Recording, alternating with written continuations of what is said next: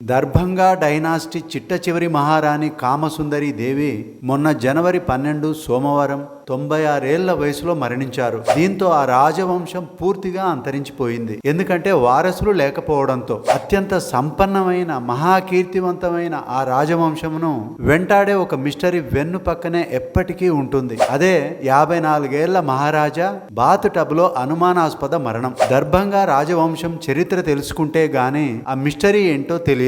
చరిత్ర జోలికెళుతూ ఆ మెలికను కెలికేద్దాం పదండి. 20వ శతాబ్దం ఆరంభంలో దర్భంగా రాజ్ అనేది ఇండియాలోని మహా గొప్ప సంస్థానాలలో ఒకటి. పూర్తి స్థాయి సంస్థానంగా బ్రిటిష్ గుర్తించకపోయినా చాలా ప్రిన్సిలీ స్టేట్స్ కంటే ఎక్కువ అర్హతలుండేవి. బీహార్ మరియు బెంగాల్లో వందల కొద్ది చదరపు మైళ్ళ విస్తీర్ణంతో విస్తరించబడి ఉంది.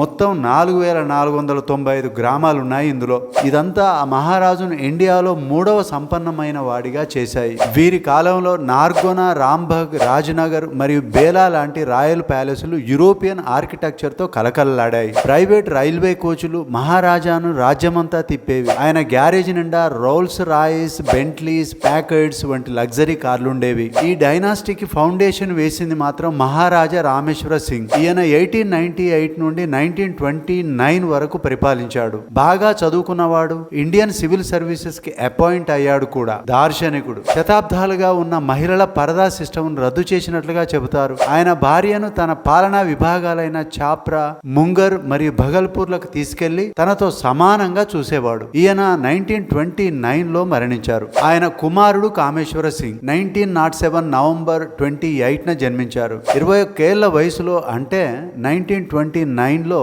తండ్రి మరణం తర్వాత సింహాసనాన్ని అధిరోహించాడు. చాలా విజ్ఞానవంతుడు, కాస్మోపాలిటన్ మరియు రాజకీయంగా సునిశ్చిత పరిశీలకుడు. 1930-32 మధ్య లండన్ లో జరిగిన రౌండ్ టేబుల్ కాన్ఫరెన్సెస్ కి 23 ఏళ్ల వయసున్న ఈ మహారాజా వెళ్ళాడు. కాన్స్టిట్యూయెంట్ అసెంబ్లీ ఆఫ్ ఇండియాలో సభ్యుడు. డ్రాఫ్ట్ కాన్స్టిట్యూషన్ తయారీలో సహాయం చేశాడు. ఆయన చేసిన సహాయం ఆయన ప్రివిలేజెస్ నే రద్దు చేసింది. మహాత్మా గాంధీ అంటే ఆయనకు చాలా ఇష్టం. ఎంత ఇష్టం అంటే ఒక ఫేమస్ ఇంగ్లీష్ పెయింటర్ తో గాంధీ చిత్రం వేయించుకునేంతగా. రాజ్యసభ మెంబర్ కూడా సేవ చేశాడు. బీహార్ కి ప్రాతినిధ్యం వహించారు. రాజ్యాంగ సవరణల కోసం చట్టబద్ధమైన యుద్ధాలు చేశారు. ఇన్ని రకాల ప్రజా విజయాలు ఉన్నా ఆయనది ఒక complicated private life. 3 wives 3 fates.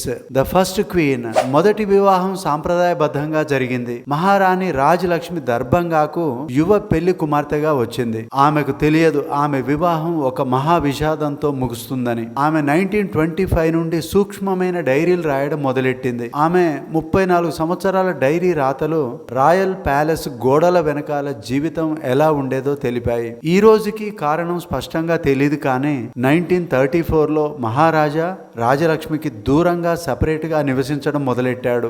ఆమె ప్యాలెస్ కాంపౌండ్ లోనే మిగిలిన 42 సంవత్సరాలు నివసించింది. ఆమె డైరీలు అక్కడనే ఉన్నాయి. 1934లో నిజంగా ఏం జరిగిందో చెప్పడానికి సిద్ధంగా ఉన్నాయి. The second queen. 1934లో అదే సంవత్సరం మహారాజా రెండో వివాహం చేసుకున్నారు. మహారాణి కామేశ్వరి ప్రియ చాలా బాగా చదువుకున్న ఆవిడ. ఆధునిక యువతి. మహారాజా ప్రత్యేకంగా గంగాబాయ్ అనే ఆవిడను మహారాష్ట్ర నుండి తీసుకొచ్చి ఆమెకు ట్యూటర్ గా పెట్టారు. ఈ ప్రస్తుత సమాజానికి ఎలా అడాప్ట్ అవ్వాలి, పరిపాలన విషయాలు ఎలా ఉంటాయి, సామాజిక వేడుకలలో తన భర్త పక్కన కాన్ఫిడెంట్ గా ఎలా ఉండాలి అని మహారాణి నేర్చుకుంది. రాజకీయ నాయకులతో, రాజవంశీయులతో జరిగే మీటింగులకు ఆమె తన భర్తను అనుసరించేది. దర్భంగా మహారాజా కార్యకలాపాలన్నీ ఆమె పూర్తిగా ఉత్సాహంగా చదివింది. మహారాజా చాలా ఆనందపడ్డారు. కానీ దురదృష్టవశాత్తు 7-8 ఏళ్ల వివాహ బంధం తర్వాత ఆమె మరణించింది. The third queen.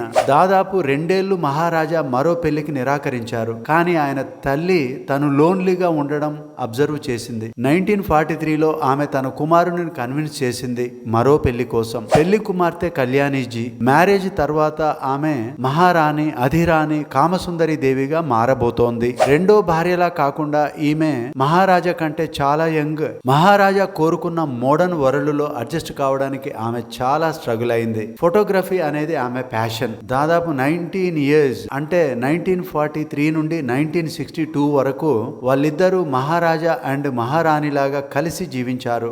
ఇండియాలోనే లార్జెస్ట్ ఎస్టేట్లలో ఒకటైన ఎస్టేట్ ను మేనేజ్ చేస్తూ బ్రిటిష్ రూల్ నుండి ఇండిపెండెన్స్ కు ట్రాన్సిషన్ జరుగుతున్న కాలం అది. తన ప్యాలెస్ లైఫ్ ను ఫోటోగ్రాఫ్స్ లో భద్రం చేసుకుంది మరియు మిథిలా క్వీన్ లా ట్రెడిషనల్ రోల్ ను కూడా ప్లే చేసింది. ద మిస్టీరియస్ డెత్ 1962 అక్టోబర్ 1న దుర్గా పూజ కోసం మహారాజా దర్భంగా వచ్చారు. నార్గోనా ప్యాలెస్ లో ఉన్న తన ప్రైవేట్ రైల్వే టెర్మినల్ కు లగ్జరియస్ రైల్వే కోచ్ ద్వారా దర్భంగా హౌస్ చేరుకున్నారు. అప్పుడు ఆయన వయసు వచ్చి కేవలం 54 సంవత్సరాలు మాత్రమే. గుడ్ హెల్త్, గుడ్ స్పిరిట్స్ తోనే ఉన్నారు. ఆ రోజు ఉదయం అంతులేని విషాదానికి ఆ రాయల్ ప్యాలెస్ వేదికైంది. మహారాజా సూట్ బాత్ టబ్ లో ఆయన మరణించి ఉన్నారు. ఆ న్యూస్ ఇండియానే కాదు వరల్డ్ మొత్తాన్ని షాక్ కు గురి చేసింది. హెల్దీగా యాక్టివ్ గా ఉన్న 54 ఏళ్ల మహారాజా బాత్ టబ్ లో ఎలా చనిపోయారన్నది $1000 ప్రశ్న. అదే రోజు మాధవేశ్వర్ వద్ద సజీవంగా ఉన్న ఆయన ఇద్దరు భార్యల సమక్షంలో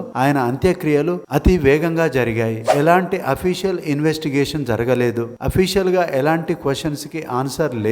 నెపం మాత్రం కార్డియాక్ అరెస్ట్ మీద వేశారు. చనిపోవడానికి ఒక సంవత్సరం ముందు అంటే 1961 జూలై 5న మహారాజా ఒక విల్లు రాశారు. అంటే ఆయన ముందే కీడు శంకించాడా అనేది కూడా స్పెక్యులేషన్స్ కి దారి తీసింది. మహారాజాకి పిల్లలు లేరు. ఆయన బ్రదర్ రాజా బహదూర్ విశ్వేశ్వర్ సింగ్ మహారాజా కంటే ముందే మరణించారు. ఆ విల్లు ద్వారా మొత్తం అంతా కూడా ఆయన ఇద్దరు భార్యలకు వారి జీవితాంతం అనుభవించేలా చెందుతుంది. పెద్ద మహారాణి 1976లో మరణించింది. ఢిల్లీలోని దర్భంగా హౌస్ ను గవర్నమెంట్ సీజ్ చేశాక పక్కనే ఉన్న అవుట్ హౌస్ లో కామసుందరి దేవి నివసించడం మొదలుపెట్టింది. దర్భంగాలో ఉన్నప్పుడు ఆమె నార్గోనా ప్యాలెస్ లో దాదాపు 1980 వరకు ఉన్నారు. ఎందుకంటే నార్గోనా క్యాంపస్ లో ఆమె కోసం కళ్యాణి హౌస్ కట్టబడింది. అందులోనన్నమాట. ఆమె మొన్న జనవరి 12 సోమవారం 96 ఏళ్ల వయసులో మరణించారు. దాంతో ఒక గ్రేట్ ఎంపైర్ ముగిసిపోయింది. మహారాణి కామసుందరి దేవి దహన సంస్కారాల మీద కూడా వివాదాలు నెలకొన్నాయి. గవర్నమెంట్ హానర్ కనీసం ఇవ్వలేదని, ఆ కుటుంబ చారిత్రక నేపథ్యం, దేశానికి వారు చేసిన సేవలు ప్రభుత్వం మరిచిపోయిందని ఆరోపణలు. ఈవెన్ 1962 యుద్ధంలో కూడా 600 కేజీల బంగారాన్ని మన గవర్నమెంట్ కోసం ఇచ్చారు. కానీ ఇప్పటికీ ఆ జవాబు లేని ప్రశ్న జనాల మెదళ్లలో కెలుకుతూనే ఉంది. మహారాజా ఎలా మరణించారు?